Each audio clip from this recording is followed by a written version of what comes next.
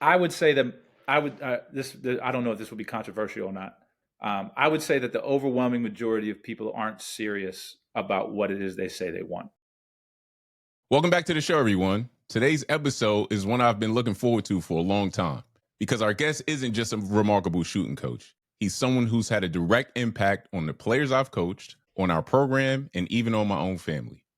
Mike Dunn is one of the premier shooting coaches in the world, working with players from elementary school age all the way up to NBA athletes. But what sets Mike apart isn't just that he can teach shooting. It's that he teaches life while teaching mechanics. His message is always simple, clear, and honest, and his work is rooted in the idea that improvement is a journey, not just an overnight fix. Mike is a Central Dauphin graduate, a proud husband and father, and someone whose approach to both basketball and life has helped shape countless players, including my son, who's going to be a Division I basketball player, thanks in no small part to Mike's guidance. Today, we're going to talk about Mike's path, his philosophy, the common mistakes players make, what separates the elite shooters from everyone else, and how he balances a world-traveling career with being the kind of husband and father he wants to be. Let's get into it. Just when I thought I was out, they pulled me back in. Please believe it or not, I'm still a cream of the crop. I was just until the age of 18 on the charts. Wasn't even dreaming this far. Believe who you are, the sun doesn't even know it's a star. Mike, I appreciate you joining me today, man. How's it going? Good, man. And now after that intro, I'm gonna soundbite this and put it on my own website. I feel like that's what people need to hear as soon as people go to my site from now on, because I love that. That was awesome. Listen, whatever you need to do, I'm all for it, man. You have the voice, man. You have the podcast voice. You know, you got it down. I'm trying to be like you when I grow up, Mike. I'm trying to be like you.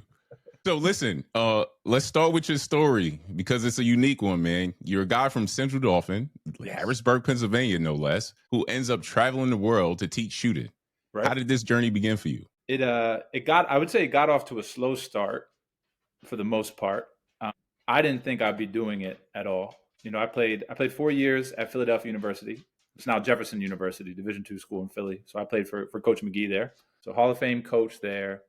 And Coach McGee, if anybody knows Coach McGee, was not just known as one of the all-time winningest college coaches of all time, but like the premier shooting coach in the greater Philadelphia areas. Pros were always going to him and all this kind of stuff.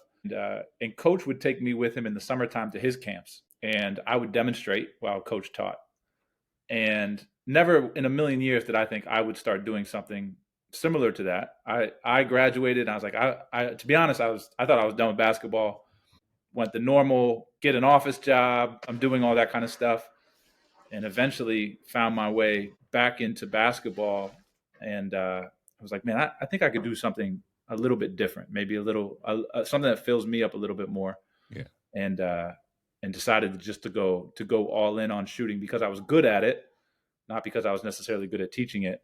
And then quickly learning that teaching and doing is two entirely different things. And so ever since then, since making that decision at, I guess, 2015, 2016, I've been all in on the shooting game since, just teaching it now all over the world, which has been awesome. Man, so my follow-up question to you was going to ask you about like your gift for teaching shooting, because it clearly is a difference, but I can tell you just from observing you and seeing how you go about, how did you get to the point where you became so good at teaching it, not just being good at shooting? Yeah, I think being good at it is one thing that helps in a major way, right? I don't think you necessarily have to be world class at something to teach it, but I do think it adds a level of buy-in from the player, and it kind of lets them see things too. But also from a teaching standpoint, if you can do something, then you can really feel it. And I think if you can really feel it, then you start to understand how to put it into words, or you can see a player and start to see what they're feeling and everything. But I think anybody can become good at it if you approach it the same way you would approach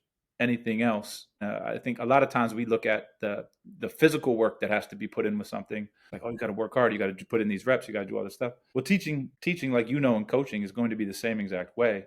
You're putting in reps every single day with how you communicate, how you show up for that player, how do you talk to one person versus the next, how do you get this idea across. And so every single time you step out on the court, whether you're a shooting coach, whether you're an actual coach, like coaching a team, you're like, I equate it to like people that do stand-up.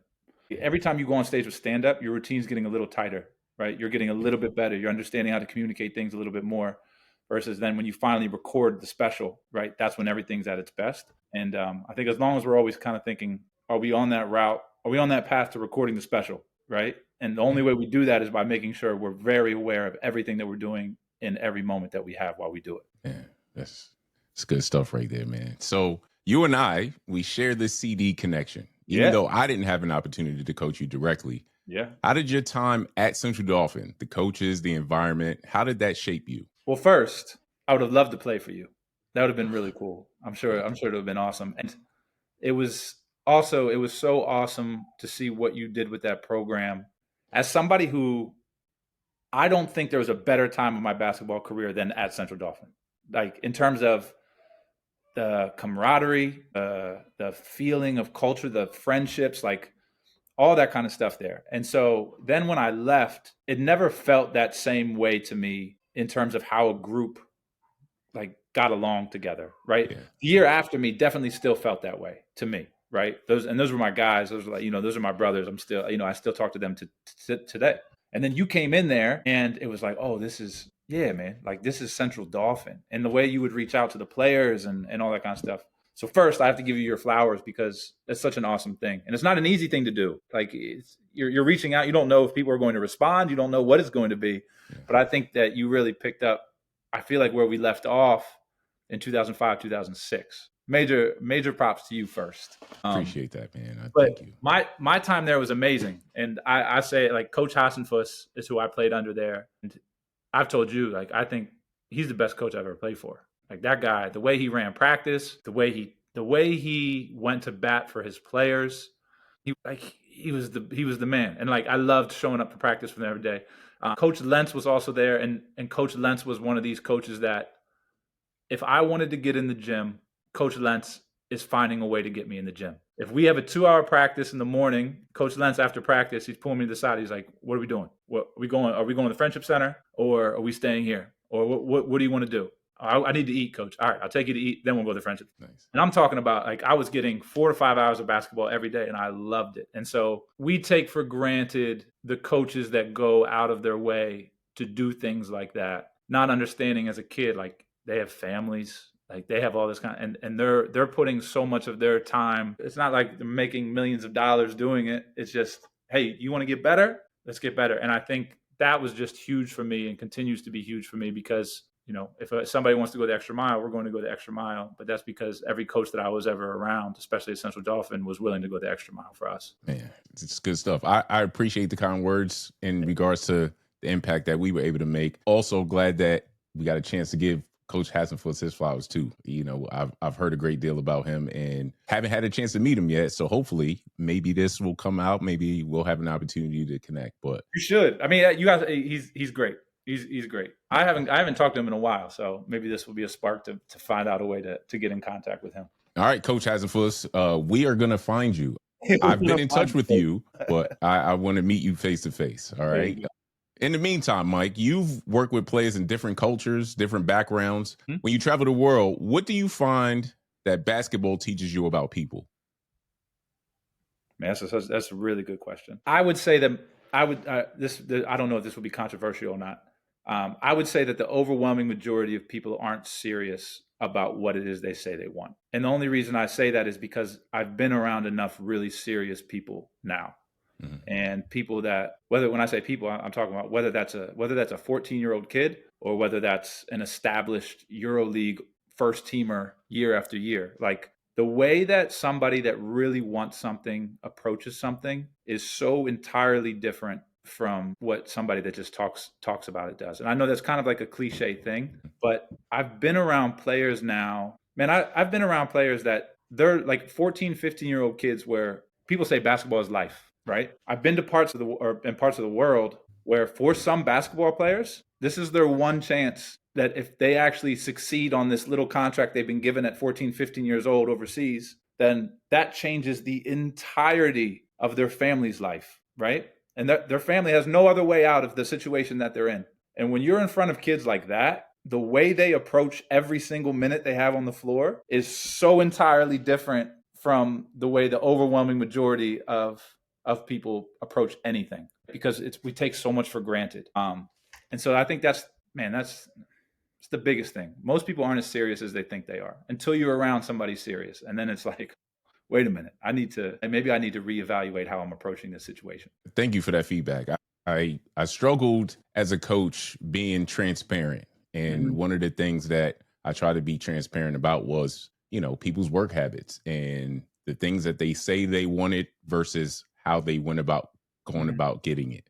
Yeah. And so, yeah, man. Whew. Thanks, Mike. It's hard. It's a hard thing to relay, because it's like this idea of humbling somebody. You can't tell a person to be humble and expect them to be humble.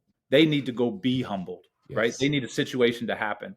And so even like me saying, hey man, you're not serious, that's not going to mean anything to a lot of players until you're standing across from a guy or girl that wants it 10 times more than you ever did. And then it's like, wait a minute. And I've seen it happen. And so that's, there's only so much you can do to voice it. The player has to experience that for themselves. And most do in one way or another, whether they think they do or they don't, they experience it. Yeah, that is true. The cool thing that I appreciate about how you go about your business is it's very succinct. And so your tagline is, I make shooting simple. What is that? What does simple really mean to you? To me, simple means the removal of all unnecessary things. I read this amazing quote that said, true perfection exists not when there's nothing left to be added, but when there's nothing left to be taken away. Right. And I think it's such a beautiful quote, because we're always, and if you look at life in general, right, it's always, oh, are you struggling? Are you struggling with anxiety, whatever? Try meditation. I'm adding meditation to the equation. Try this. I'm going to add this. So people that are struggling with so many different things, like in life, I don't know why our default is to go to, I need to add. Probably not what we should be doing. Same thing when it comes to shooting for me. Like if we're struggling to shoot, or we're not finding that, maybe we're putting in the work, but we're not finding the consistency that we want.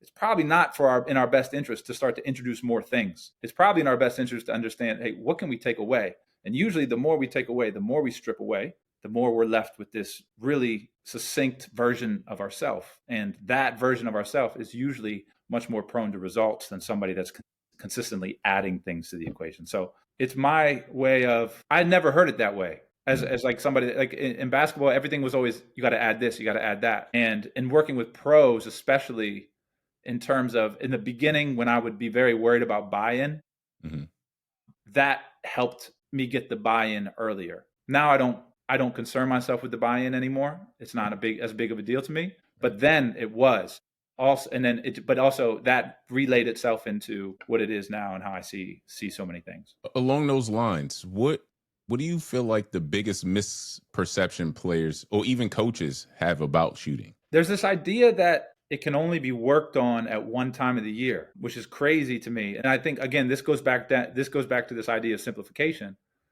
If we're just continuing to take away things, we should be able to continue to put a focus on that year round at every stop that we make.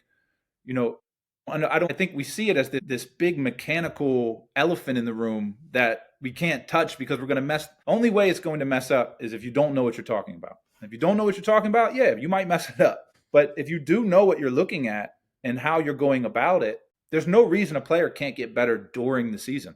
Like that's a real thing. And so I think that's the biggest misconception around it for many, is this idea that there's only one time to work on it.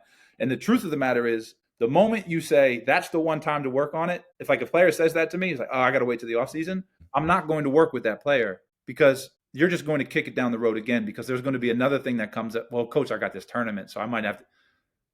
You're just going to keep kicking the can down the road, and you're never going to get to that place where you're actually going to work on it. So I think that's a really popular one, and maybe just an excuse too, right? It's a built-in excuse that, well, I never had the time. You have the time, but you just didn't commit to it. Yeah, the time is all relative in regards to these journeys that people are on, I believe. And what time do you wake up in the morning? Me? Yeah, 4 o'clock. That's what I'm saying. So like, what time do you wake up in the morning? I don't wake up at 4 o'clock in the morning anymore. Not with my little girls, but I did for a really long time when I was building really trying to build the basketball business and get it off the ground, because I'm working the 9-to-5 job and doing the basketball thing.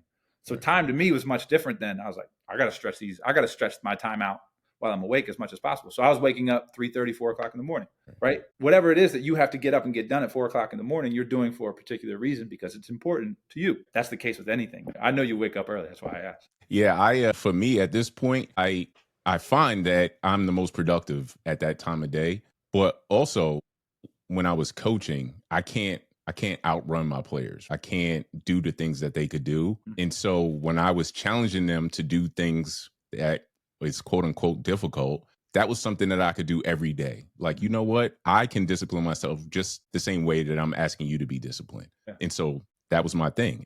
And I found that it is very helpful for my overall well-being. So I just kept doing it. See, I think that like you or anybody that's willing to say in a different part of my life, I'm going to hold myself accountable. Because if I'm going to be out here as the figurehead of this program or whatever it is I'm doing, how can I be somebody that can't hold themselves accountable, but I'm expecting all these players to hold themselves accountable? I think that's such a big thing, right? It's easy to point the finger and tell people what to do, but what are you doing? Understand what they're going through too. Yep.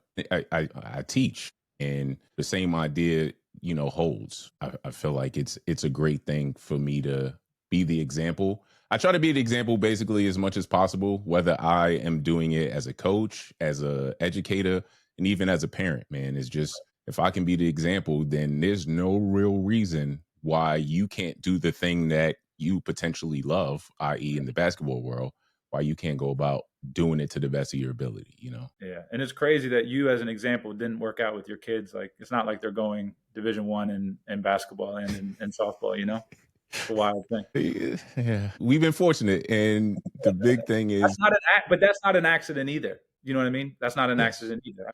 Kids look at who they're around most. And and then there's different qualities that they pick up, whether they realize it or not, whether it's intentional or not. But I think that's a big thing. I've told you that before, man. I think what you do is amazing. Thanks, man. It's cool. Appreciate it. I'm gonna make sure I save this part, and when my kids are looking at me crazy because I'm making them do something, I'm gonna be like, "Yo, Mike said it." Yeah. And they both had the opportunity to work with you too, so not just Wayne. So true. If you could fix one thing in a young player's shot to create the biggest impact, what would you fix first? It would just be where their body is. I know that I think we look at shooting and where it's always these specific points in time. This is where the ball needs to get to, your guide hand. This is what needs to be here. So much happens before the basketball moves. The comparison I keep coming back to now is if you think about a tree, and if you look at a tree has infinite branches, a big giant tree. And if one of those branches is doing poorly, one of those branches isn't healthy, you don't make the impact on that branch by directly tending to the branch. You make the impact on that branch by tending to the roots of the tree. And that sends its way up to the branch. It's the same way with shooting to me. More often than not, people's issues shooting the basketball lies not in my guide hand's doing this, my shooting hands. It's not there. It's all of that's happening as an effect of the cause, which the cause is your body's not in the right place. You're not in a position to ever effectively transfer energy from body into the ball. And so along the way now, all these weird things are happening because your body wasn't in the right place to begin. So if you can just put a shooter in the right place, understand, look, this is where you position your body, this is how you connect to the ground, and this is how you connect to the ball. Man, for so many people, and for a kid, you just let them be the kid, like a young kid, because they're going to be efficient as it is, because that's what kids do. Speaking of kids, you work with players from elementary school age, probably even younger than that, all the way up to NBA guys. What changes in your teaching from level to level, and what stays the same? That's an amazing question. I would say for elementary kids, again, I'm probably more focused on that initial starting position with the body. Where is the body and how are we using it? We'll focus on things like sequencing and stuff of that nature. We try to keep things like on a younger level. I'm trying to keep everything that I'm teaching at that kind of 5th grade vocabulary, right? That for like a younger kid. The only real difference with a pro is that a lot of them can handle things on a much higher level in terms of how you're explaining it. And that to me, it all comes down to what kind of learner is in front of you at the professional level. Are they somebody that wants to really know the intricate details of everything that's going on? If so, we're going to have a lot of conversations about that. Is it somebody that just wants to be shown, can you show me how to do this? And at that level, you have an amazing amount of players that they can look at something like, okay, that's what you want me to do. I can do that. It's so much about identifying the type of learner that's in front of you and kind of just making sure that that's who you're presenting or that's who you're showing up for in that moment. The message is still the same in terms of what we're trying to accomplish. How the message is delivered just definitely changes from the young kid up to the professional. I think about the thing that I see that makes you different, and it's the fact that you're always putting some life lessons in there while you're teaching shooting. What are some of the bigger lessons players take away from their time with you? I don't know what they take away. I'm sure some of them are like, some of them are probably thinking, Mike, shut up, man. Like I'm good. Like if you were to open up Twitter or X, how many coaches will reiterate or preach? We're not just teaching basketball, we're teaching life lessons. But how many of them are really doing that? How many of us are really focused on that? I think my biggest thing, especially recently, is, and this is even like my own path, is we are so outcome based in everything that we do when we shoot. We're outcome. We can't be the best version of ourselves if our mind is on the outcome plus us, because then our attention is split. And then to me, like, it's the same thing in life. Like, I can't be the best dad if I'm focused on being a dad, but then at the very same time, in that very moment, I'm thinking about a million other different things. And so it's this idea of how immersed can you be in what you're doing? How much can you love what you're doing that the outcome is irrelevant, and instead making everything that you're doing, like, it's almost like an offering.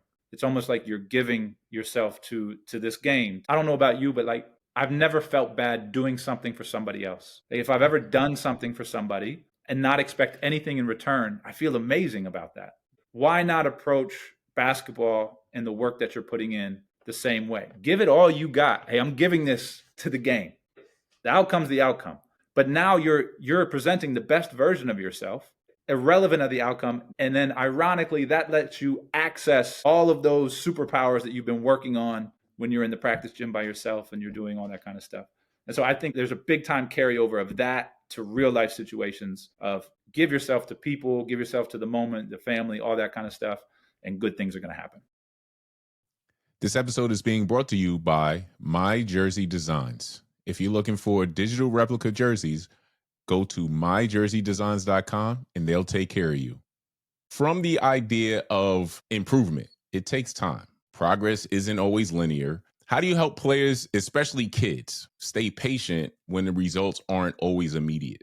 I can't get mad at a kid for not being patient, because we all want the thing. I think this comes back down to the serious question, right? Or to the serious statement. Because if we're really serious about what it is that we want, then the work is just a byproduct of it, whether the results are in that moment or whether the results are a year down the line. We're doing it because there's a certain knowing that we have that we're going to figure this out and this is going to get better. And so that's where it comes from. Like, listen, do you really want to do this? Because if you really want to do it, then the work is just there. And we're showing up and we're doing it regardless of what's happening in terms of, the short-term success or the long-term success. So if we're serious enough, then it shouldn't matter all that much. And I know that's a really hard thing for most people to grasp until you have made that commitment to something, like I said earlier, that, okay, I'm going to do this and I'm going to figure it out. Then that's not even a question that you ask anymore. It's not even something that even crosses your mind. I tell this story to players. I say I was teaching shooting for 5, almost 6 years before I made like a positive dollar. That didn't matter to me because I'm looking at it like, no, this is inevitable. I know eventually this is going to really work out for itself and I'm getting better. So you're not going to see a big time win every single day. It's just not the way it works. But if you're serious enough about the craft of what it is that you're trying to master, then I don't think the patience issue is a real question anymore. I totally follow. And I wonder, from your perspective, why do you think so many players struggle with that? Because I don't think most people are serious as they think they are. I think, like I said, that's why to me, it's the biggest thing. Okay. It's the same reason why when we're older and I look around at people that I grew up with or something, right, that, say, I'm going to do this, I'm going to do that, but never do it. You weren't really serious about it. Let's just call it what it is, right? That's the transparency of it. We want to think that that's not the case, but it is the case. And that's the reason why there's levels to things. There's such, you know what I mean? Like that's the reason. Yeah. Like if you're around NBA players, you say, "Oh, wait a minute. That's why this guy's an NBA player." Right? That dude isn't built like a lot of these other people that, you know what I mean? From a physical standpoint, from a mental standpoint, from the work that they're putting in, there's a difference. And so if we're not serious, okay, we'll see where we end up, but it's probably not going to be to where you think you are. Right. So the other part of how this all goes, or at least especially in regards to shooting, is confidence. It's something that every player thinks they need more of. Mm-hmm. Like, how do you help players build confidence without forcing it or faking it or anything like that? Yeah, I mean, there's a certain place you have to get to, and I think I alluded to this a little earlier, but there has to be a knowing on your end of what it is that you really are. And that comes through the work that you're doing, but it also comes from that decision of, I am that. I am that thing that I think I am and that I'm saying I am. And when there's a real knowing to it, man, I think confidence is just a natural byproduct of that. And you don't get to the knowing by ignoring the work. Just like, you can't just do the work and not know. It's kind of like this combination of things that have to come together. So confidence is such a tricky one, but when you get to a place of knowing, right, then that comes back to then being able to access your superpowers full on. And it's how you get there, I think, is different for everybody, whether life gets you there in a certain way or basketball gets you there, whatever. But you're going to have to arrive there at one point to be able to scratch the surface on what you're really capable of out there. You speaking of probably a subset of players that know, right, are NBA guys. You've been inside NBA workouts. Mm-hmm. What's something you've learned from being around the highest level players in the world that might surprise some people? I would say how inquisitive most are. Most professional players are so smart. And I'm not saying like Jeopardy smart.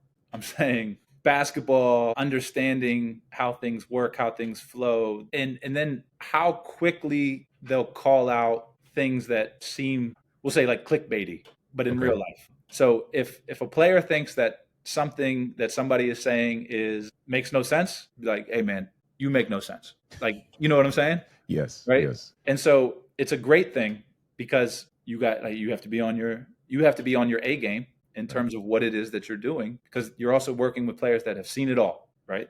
Whether the good, the bad, the in between, they're at the highest level. They've seen it all, and you better know your stuff if you're really trying to do what you say that you're setting out to do. But how inquisitive most professional players are is awesome, and so many workouts turn into conversations on top of the basketball thing that go on and on and on. So that's the really cool part.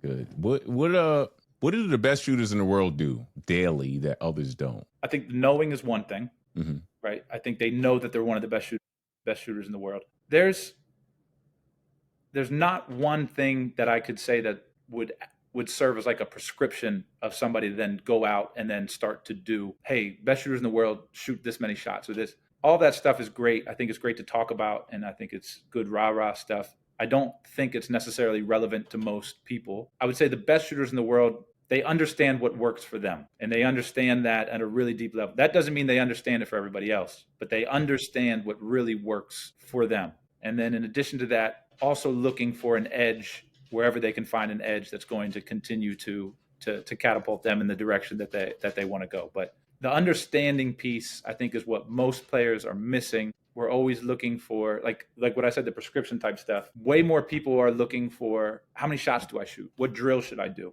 How many of this? And that's not the answer to your problems. Because if you're always looking outside of your understanding, then there's no end to that. Because after that, it's, okay, well, now how many shots? Okay, well, now what drill? Well, now it needs to get to a place where you're like, I don't need any of that information anymore, because I understand myself. I understand what it is that I'm setting out to do. And then you can build on that in kind of your own unique way, like be the artist in a sense that you are as a basketball player. But that only comes without mimicking everything else that everybody else is doing. Mike, I went on the time warp just now as you're talking, because I remember when my son was younger and you were working with him, and I would ask you to, like, how many times should he do this?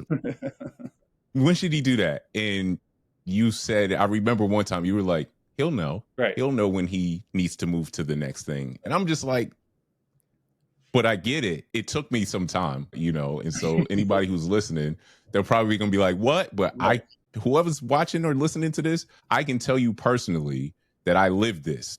And, and Wayne wasn't old enough to know, or at least in my mind, he wasn't. Right. But you were very true, and it was very accurate. He'll know. And then we moved to the next thing. And it became a thing where it was never about the number of reps. It was the quality of the rep until I felt like I got it, and then I move on to the next thing. If it was about the number of reps, then if I swung the golf club just as many times as Tiger Woods, am I Tiger Woods? Nah. It's not about it's just not about the reps. You know what I mean? It is, but it's not. There's way more to it. But it's really hard to get out of that mindset because I know I was always fed, you have to do this much. You have to shoot from here. You have to shoot. It's really not the case. Like, that's really not how we're going to move the needle at the end of the day for us. Yeah. So speaking of, I've seen the transformation you had on kids in our program. And of course, obviously you work with my son since he was in 8th grade. What's the key to helping a player rebuild, refine anything in regards to becoming a better shooter without losing confidence in the process? I think it has zero to do with me. I think it has everything to do with the player. And so Wayne is a great example of somebody who was and continues to be invested in himself, right? Maybe a nudge early on, like so many kids. But then as things started to pick up and get serious, it was even more noticeable. Okay, yeah, I'm doing this. Nobody's forcing me to do this. Like I'm out here and I'm going to get better. And so you can't tell anybody or expect anybody to get really good results or find what it is they're looking for by telling them what to do. They have to first be invested in what it is that they're doing. And so that's the biggest thing. You will never lose out on confidence if you're truly invested 100% in what it is that you're doing. This comes back to the understanding portion of things too, because that investment, it gives you ownership of what it is that you're doing. You're not looking outside of you for other things and all that. So I think that's the biggest thing. And that's what I've learned in working with players is that I'm lucky if I have a handful of them that are that invested in what it is they want to be great at. It's not for everybody. It's just that, it's not. But the ones that are truly, have made that decision, they end up continuing to grow confidence, continuing to get better at what they're doing because they made that decision for themselves, not because of anything that I did. I appreciate the fact that you place the onus on the players that you work with. I can tell you that you do play a part, and even if it's from the perspective of presenting that to them, I've over the years learned a great deal just by watching how you work. My ability to become a better coach came from just watching you, man, and not sweating the small stuff. Early on in my time at Central Dauphin, which coincided with the early part of Wayne working with you, I would always be worried about things that didn't necessarily matter in the long run. Yeah. And so, like I said, going back to how many shots does he shoot? How many shots, and it goes for all of our players. And when you break it down and when you just think about what it is that we're trying to do and knowing the direction we want to go, as long as we're moving along that path, we're good. Yes. That's it. And I think, but there's the thing there. As a coach, like what you're saying, don't sweat the small stuff. Yeah. To me, we can put them on the path for sure, but then we got to get out of the way. Yes. You know what I'm saying? Like you can get them there, but don't. It's like I don't want to ever hold a player's hand too far along because now they lose track of who they are and what makes them unique in general, right? So it's like I'll put you on there, and I'm continuing to learn to try to get better and better at this, but then I have to pull back because if I don't. Now you're relying on me forever. And I don't want you to be relying on me. I want there to be a time where it's just, hey, Mike, I'll see you when I see you. If I really need something, I'm going to reach out. You know what I mean? That's my goal with every player is to get to this place where I even one of the NBA guys, he said something the other day and I was like, good. I was like, we're that much closer to you not needing me anymore. This is awesome. Right. And I think that's where that's where I want to continue to go with it. Good stuff, man. Now, a little bit of a shift, right? You're on the road, you're in the gym constantly, but you're a guy who always puts his family first in a real way. How do you balance everything and make sure your work doesn't take over your life? Because I think I might even learn more from being with my family than I do from being on the court in terms of how to approach things. And so by being with my girls, it's like that's where I had this revelation of, man, I feel so good when I'm with my girls. I just feel like that's where I belong. And that's where I had the big revelation of I'll love my girls no matter what. Like one day they could wake up and they could be like, Dad, I hate your guts. I'm going to say, but I love you. Right? I give everything I can to them without ever expecting anything in return. That is what then triggered things on the basketball side of give everything you got to this game and don't expect anything in return. And you're still going to feel amazing. Right. Yes. And so it's that unconditional feeling. Like if you really are passionate about it, like I'm passionate about my girls. And when I say my girls, that's my 2 little girls and my wife. Yeah. Like I can use that everywhere, that perspective, because I know how great I feel when I'm just offering myself up to them. Right. And it doesn't matter what they say to me. I'm always going to love them. Right. Mm-hmm. It's the same thing now on the basketball side. Okay. What if we just gave ourselves to what it is we're trying to get better at with no expectation of the game loving us back? Probably going to end up feeling really good, but also in an ironic turn of events, you're probably going to end up getting the outcomes that you really wanted to get. So that's like a selfish answer in a way, because I'm using them as a way to parlay into basketball, but they're also the best. It's family and it's basketball. And that's the only 2 things I really have time for, but that's also the only 2 things I want to make time for. So it works out. Love it. Love it. And speaking of parent, right? Parents who have kids who have big goals, whether it's wanting to play varsity, college, or even beyond, but also want to keep the journey fun and healthy. How do you help them with that? I think maybe it just comes back down to the unconditional part. Is like for me, like I can only speak for my little girl now, right? And she's showing interest in basketball. Doing everything in my power just to make sure that she likes what she's doing. If she doesn't like to do it, I'm not going to go crazy over it, all this kind of stuff. And whether win, lose, whatever, it's for me, it's I love you. You know what I mean? Like it does not matter to me. It really doesn't. So I guess I could only speak through my limited experience in that as of now. I would imagine for you navigating that as a parent and as a coach would be really difficult to do because there's so many sides to that. That's not just parent player, that's parent coach player, which I don't have experience on. So I don't even know. I don't think I'm qualified to even speak to that as much as I even just did right now. So you would probably be a much more well-suited person to speak to that part of things. I think, again, I'm going to go back to what I learned from you, because it wasn't the coach thing. It was the parent part of it. And because I was directly coaching my son, you know, he says he wants to do these things and I got to hurry up and help him to get there. And I got to make him. And part of the interactions that you had with him and then me following up with you. And it was like, hey, man, like he's got to want to do it. Right. And you can't make him, and you can't, the whole idea that you talked about, the hand holding and things like that.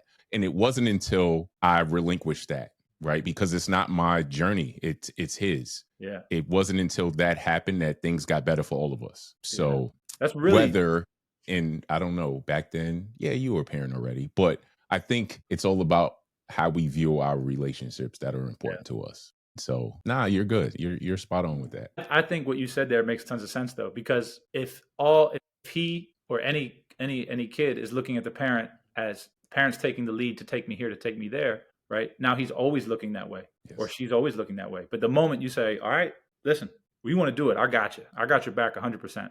If we want to go, you get in the car first. You take, you know what I'm saying? That kind of thing. Now it's a lesson in, okay, I'm responsible for this now.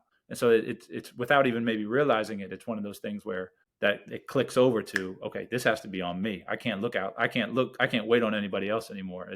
I have to be the one doing it. So maybe that's how that worked out a little bit. Yeah, no, that's, I mean, from my perspective, I think that's how it worked out. Yeah, it was helpful too. It was helpful for all of us. Yeah. So at this point, man, you've accomplished so much. You know, what keeps you inspired? What keeps you doing this thing at such a high level? The cliche answer is that there's always more to learn.